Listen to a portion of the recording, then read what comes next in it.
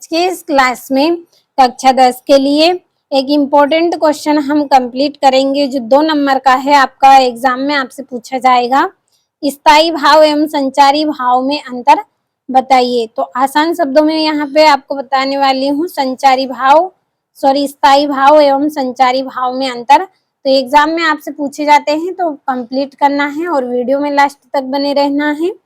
तो सबसे पहले आप हेडिंग डाल लें, स्थायी भाव एवं संचारी भाव में अंतर निम्नलिखित है। पहला आपको इस तरफ से हेडिंग डाल लेनी है स्थायी भाव और इस तरफ संचारी भाव।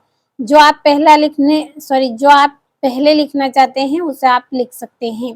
पहला पॉइंट है स्थायी भाव, यानी कि जो स्थायी भाव है इसका अर्थ अगर हम समझे तो ऐसे भाव है ये जो हमारे मन में क्या है, स्थिर रहते हैं। ये किसी कारण से, किसी माध्यम से क्या करते हैं, जागृत हो जाते हैं, यानी कि उत्पन्न हो जाते हैं। ये हमारी परिस्थिति के अनुसार उत्पन्न होते हैं, हमारे अंदर जागृत होते हैं।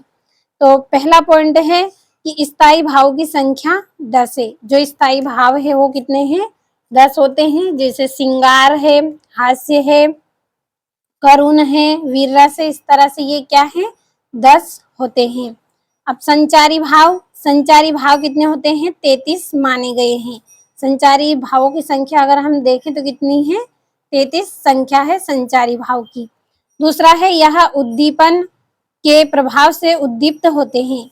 दूसरा क्या है, यह उद्दीपन के प्रभाव से उत्पन्न होते हैं। यानी कि उद्दीपन का मतलब है कि उत्तेजित होते हैं। अगर किसी माध्यम के द्वारा इनको अगर उत्तेजित करते हैं तो ये क्या होते हैं, उत्पन्न हो जाते हैं। तो ये आपका यहाँ पे दूसरा पॉइंट। और इसका है यह भाव के विकास में सहायक होते हैं। संचारी भाव क्या करते हैं, यह भाव के विकास में सहायक होते हैं। तो यहाँ पे 2 पॉइंट हो गए हैं आपके। एक बार जल्दी से समझ लेते हैं फिर से कि स्थायी भाव की जो संख्या है वो कितनी है, 10 है।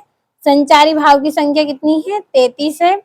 दूसरा है यह उद्दीपन के प्रभाव से उद्दीप्त होते हैं, यानी कि जितना इसको हम उत्तेजित करेंगे उतने ही ये क्या होंगे, उत्पन्न होंगे। अगर इनको उत्तेजित करने के लिए कोई सहारा मिलेगा तो ये अधिक मात्रा में उत्पन्न होते हैं और यह भाव के विकास में सहायक होते हैं।